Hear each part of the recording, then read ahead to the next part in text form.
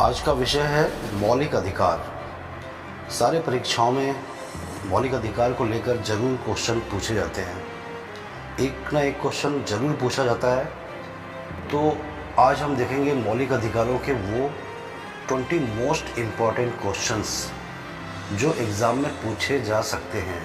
जिनमें से पहला क्वेश्चन देखेगा, मौलिक अधिकार है ए, कभी भी निलंबित नहीं हो सकते, बी, प्रधानमंत्री के निर्देश पर निलंबित हो सकते हैं, सी, राष्ट्रपति की इच्छा पर निलंबित हो सकते हैं, डी, आपातकालीन स्थिति में निलंबित किए जा सकते हैं।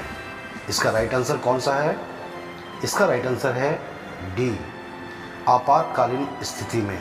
जब देश में आर्टिकल 352 के तहत इमरजेंसी लागू की जाती है तो उसी दशा में मौलिक अधिकारों में निलंबन लाया जा सकता है। रही बात प्रधानमंत्री के निर्देश की, तो सिर्फ प्रधानमंत्री के निर्देश से नहीं हो पाएगा, बल्कि मंत्रिपरिषद के लिखित सलाह के बाद ही राष्ट्रपति ऐसा आदेश देते हैं। राष्ट्रपति की इच्छा सी है, राष्ट्रपति की इच्छा यहाँ पे महत्वपूर्ण नहीं है, तो याद रखिएगा इसका राइट आंसर कौन सा है? डी। अगला क्वेश्चन नंबर 2, संविधान के किस अनुच्छेद के तहत शिक्षण संस्थानों में ओबीसी, एसटी, एससी हेतु आरक्षण का प्रावधान किया गया है? A, article 15(4), B, article 15(5), C, article 16(4), D, article 16(5). इसका राइट आंसर क्या है? इसका राइट आंसर है बी, आर्टिकल 15(5). इसी के तहत शैक्षणिक संस्थानों में आरक्षण का प्रावधान किया गया है। और हम सामान्य आरक्षण की बात करें तो जो सामान्य आरक्षण दिया जाता है वो दिया जाता है आर्टिकल 15(4) और आर्टिकल 16(4) के तहत। और अभी अभी जो 103 नंबर का संविधान संशोधन किया गया है और जनरल कोटे के ओबीसी वर्ग को जो आरक्षण दिया जा रहा है, 10% का आरक्षण दिया जा रहा है, वो कौन से अनुच्छेद के तहत है? तो वो भी याद रखिएगा, आर्टिकल 15(6) और आर्टिकल 16(6) के तहत जनरल कोटे का 10% आरक्षण दिया जाता है। तो यहाँ पर जो राइट आंसर है वो क्या है? आर्टिकल 15(5), शैक्षणिक संस्थानों में आरक्षण। अगला क्वेश्चन 3, निम्न में से कौन सा समानता के मौलिक अधिकार में सम्मिलित नहीं है? ए, कानून के समक्ष समानता, बी, सामाजिक समानता, सी, आर्थिक समानता, डी, अवसर की समानता। तो हमको मालूम है कि ए, कानून के समक्ष समानता, ये आर्टिकल 14 में उल्लेखित है। सामाजिक समानता आर्टिकल 15 में इसका उल्लेख किया गया है। अवसर की समानता, इसका उल्लेख आर्टिकल 16 में किया गया है। लेकिन आर्थिक समानता का उल्लेख किसी भी आर्टिकल में नहीं है। तो इसका राइट आंसर कौन सा होगा? सी। अगला नंबर 4, भारत में अस्पृश्यता निवारण निम्न में से किस उपायों द्वारा किया जा सकता है? पहला, कानून बनाकर, दूसरा, जन जागरण द्वारा, तीसरा, शैक्षणिक विकास द्वारा, चौथा, नौकरियों में प्रवेश दिलाकर। ए ऑप्शन है 1, 2, 3 सही है, बी ऑप्शन है 2, 3, 4 सही है, सी ऑप्शन है 1 और 2 सही है, डी ऑप्शन है 2 और 4 सही है। इसका राइट आंसर कौन सा होगा? इसका राइट आंसर होगा ए, कानून बनाकर भी, जन जागरण के द्वारा भी, शैक्षणिक विकास के द्वारा भी अस्पृश्यता निवारण का उपाय किया जा सकता है। लेकिन नौकरियों में प्रवेश से अस्पृश्यता निवारण होगा, ये संभव नहीं है। तो यहाँ राइट आंसर कौन सा है? ए। अगला नंबर 5, संविधान का कौन सा अनुच्छेद प्रेस या मीडिया की स्वतंत्रता से संबंधित है? A, article 19(1)(a), B, article 19(1)(b), C, article 19(1)(c) और डी, आर्टिकल 1D। इसका राइट आंसर कौन सा है? ए। अनुच्छेद 19 एक अ, जिसको हम अभिव्यक्ति की आज़ादी कहते हैं, बोलने की स्वतंत्रता कहते हैं, इसी अभिव्यक्ति की स्वतंत्रता या बोलने की स्वतंत्रता को ही प्रेस या मीडिया की स्वतंत्रता माना गया है। प्रेस या मीडिया की स्वतंत्रता के लिए अलग से कोई प्रावधान नहीं किया गया है, इसी आर्टिकल को, इसी प्रावधान को माना गया है। तो राइट आंसर कौन सा होगा? ए। अगला क्वेश्चन, अपने भवन पर राष्ट्रीय झंडे को फहराने का मौलिक अधिकार किस अनुच्छेद के तहत है? Article 14, B article 19, C article 21, D article 25। इसका राइट आंसर कौन सा है? Article B, sorry option B. Option B article 19। और आर्टिकल 19 के अंतर्गत जो अभिव्यक्ति की स्वतंत्रता है, इसी अभिव्यक्ति की स्वतंत्रता के तहत आपको अपने घर में राष्ट्रीय झंडे को फहराने का मौलिक अधिकार है। लेकिन राष्ट्रीय झंडे को अगर फहरा रहे हैं तो झंडे फहराने का जो नियम होता है, उसी नियम के तहत ही आपको फहराना होगा। तो याद रखिएगा, ये अभिव्यक्ति की स्वतंत्रता के अंतर्गत माना जाता है झंडा फहराना। ठीक है, तो राइट आंसर कौन सा होगा? बी। नंबर 7, अपनी पसंद के व्यक्ति से विवाह करने के किसी व्यक्ति के अधिकार को संरक्षण किस अनुच्छेद से है? A article 19, B article 20, C article 21, D article 25। इसका राइट आंसर कौन सा है? इसका राइट आंसर है सी, आर्टिकल 21। क्या है 21 में? प्राण एवं शरीर की स्वतंत्रता का अधिकार, या इसी अधिकार को दूसरा नाम क्या दिया गया है? जीवन जीने की स्वतंत्रता। कहने का मतलब आप अपना जीवन कैसे जिएंगे, ये निर्धारण करने का अधिकार आपको दिया गया है। तो इसी अधिकार के तहत हम देखते हैं राइट टू प्राइवेसी होती है, निजता का अधिकार। आधार कार्ड को यहाँ लिंक कराइए, वहाँ लिंक कराइए, जी नहीं, वो आपकी प्राइवेसी है, वो आपका मौलिक अधिकार है कि आप उसको छुपा सकते हैं, उसको शो करने का परमिशन आप ही देंगे। इसी प्रकार से आपको विदेश घूमना है, किसी से विवाह करना, ये सब जीवन जीने का की स्वतंत्रता है। और ये सब कौन से आर्टिकल में दिया गया है? आर्टिकल 21। तो यहाँ राइट आंसर क्या है? सी। अगला क्वेश्चन 8, निम्न में से कौन सा एक अधिकार आपातकाल की दशा में भी सीमित नहीं किया जा सकता? ए निवास की स्वतंत्रता, बी व्यक्तिगत स्वतंत्रता एवं जीवन का अधिकार, सी अबाध भ्रमण की स्वतंत्रता, डी व्यवसाय की स्वतंत्रता। इनमें राइट आंसर कौन सा है? तो हम देखते हैं कि ए, सी और डी, ये तीनों का संबंध कौन से आर्टिकल से है? 19, आर्टिकल 19 की स्वतंत्रता। और हमको मालूम है कि जब देश में इमरजेंसी लगाई जाती है तो आर्टिकल 19 की जो 6 स्वतंत्रताएं हैं वो ऑटोमेटिक सस्पेंड हो जाती हैं, उनको सस्पेंड करने की आवश्यकता ही नहीं पड़ती। जब तक देश में इमरजेंसी रहेगी तब तक आर्टिकल 19 की जो 6 स्वतंत्रताएं हैं वो आपसे उस पूरे दौरान छिन जाती हैं। तो ये तीनों तो ऑटोमेटिक छिन जाती हैं, बस बी जो है ये किसी भी दशा में, चाहे आपातकाल लागू हो चाहे किसी भी दशा में, ये किसी भी दशा में आपसे छीनी नहीं जा सकती। याद रखिएगा, आर्टिकल 20 और आर्टिकल 21 ये दोनों ऐसे मौलिक अधिकार हैं जो किसी भी दशा में सस्पेंड नहीं किए जा सकते। तो यहाँ राइट आंसर क्या है? बी। बंदी बनाए गए व्यक्ति के मौलिक अधिकारों की रक्षा किस अनुच्छेद से प्रदत्त है? ए 15, बी 17, सी 21, डी 22। राइट आंसर कौन सा है? इसका राइट आंसर है डी, अनुच्छेद 22, जिसके तहत बंदीकरण की अवस्था में हर व्यक्ति को 3 प्रकार के अधिकार हैं। पहला अधिकार है कि उसको बंदी बनाए जाने का कारण जानने का अधिकार है। दूसरा अधिकार है कि उसे 24 घंटे से ज़्यादा पुलिस हिरासत में नहीं रख सकती। उसको 24 घंटे के भीतर न्यायालय में पेश करना ही होगा। और तीसरा अधिकार कौन सा है?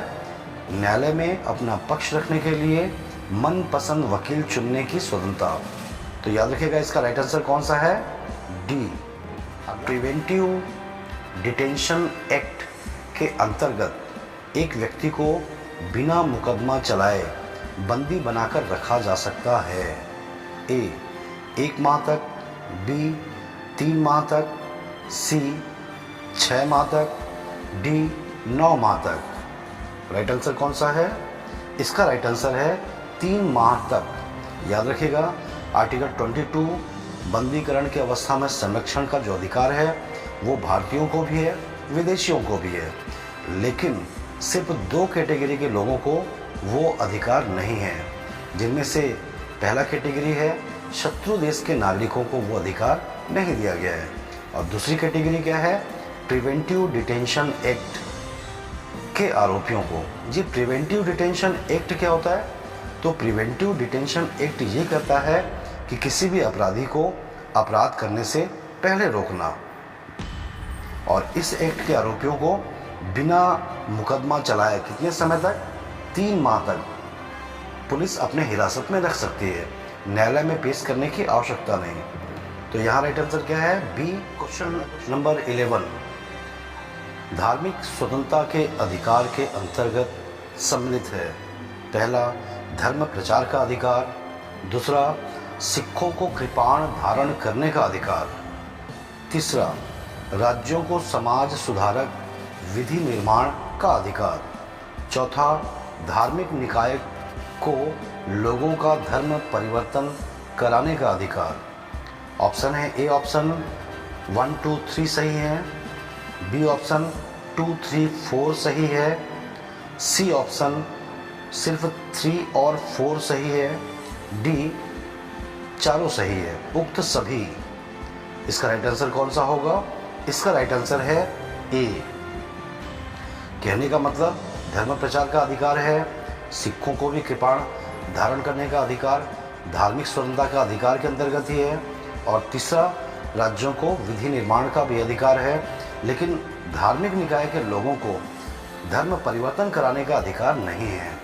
धर्म परिवर्तन करना ये अंतःकरण के आधार पर कोई भी व्यक्ति को अधिकार दिया गया है, लेकिन किसी से धर्म परिवर्तन कराना ये अधिकार भारत में किसी को नहीं दिया गया है। ठीक है, तो यहाँ राइट आंसर कौन सा होगा? ए। अगला नंबर 12 भारतीय संविधान मान्यता देता है। ए केवल धार्मिक अल्पसंख्यकों को, बी केवल भाषाई अल्पसंख्यकों को, सी धार्मिक व भाषाई अल्पसंख्यकों को, डी धार्मिक भाषाई एवं नृजातीय अल्पसंख्यकों को। राइट आंसर कौन सा है इसमें? इसका राइट आंसर है सी। भारत में जो अल्पसंख्यक शब्द का उपयोग किया जाता है वो सिर्फ धार्मिक अल्पसंख्यक या फिर भाषाई अल्पसंख्यक के लिए ही उपयोग में लाया जाता है। इसके अलावा किसी तीसरे आधार पर अल्पसंख्यक होने का प्रावधान भारत में नहीं है। यहाँ राइट आंसर कौन सा है? सी। क्वेश्चन नंबर 13 मौलिक अधिकारों का संरक्षक है। ए न्यायपालिका, बी कार्यपालिका, सी संसद, डी उपरोक्त सभी। तो हमारे मौलिक अधिकारों का संरक्षक कौन है? तो याद रखिएगा, सिर्फ और सिर्फ न्यायपालिका। न्यायपालिका को ही अधिकार है कि वो हमारे मौलिक अधिकारों का संरक्षण करेगी। कौन से आर्टिकल के तहत? आर्टिकल 32 के तहत। यहाँ राइट आंसर कौन सा है? ए। अगला क्वेश्चन नंबर 14 संविधान के किस अनुच्छेद के तहत राज्यों के हाई कोर्ट को रिट जारी करने का अधिकार है? A article 32, B article 33, C article 132, D article 226। इसका राइट आंसर कौन सा है?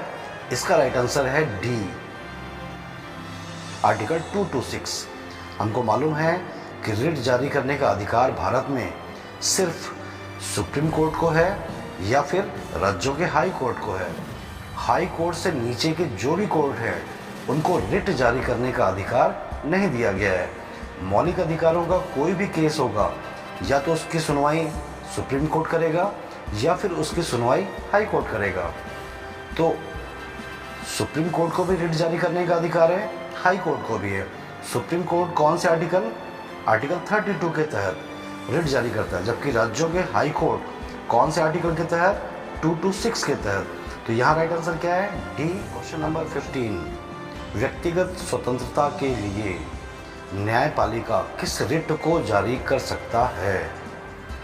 ए बंदी प्रत्यक्षीकरण, बी परम आदेश, सी प्रतिषेध, डी अधिकार परीक्षा। राइट आंसर कौन सा है? राइट आंसर है ए बंदी प्रत्यक्षीकरण, जिसको हेबियस कार्पस भी कहा जाता है। इसी के तहत न्यायपालिका रिट जारी करती है कि बंदी बनाए गए व्यक्ति को प्रत्यक्ष रूप से न्यायालय के समक्ष प्रस्तुत किया जाए। तो यहाँ राइट आंसर कौन सा है? ए।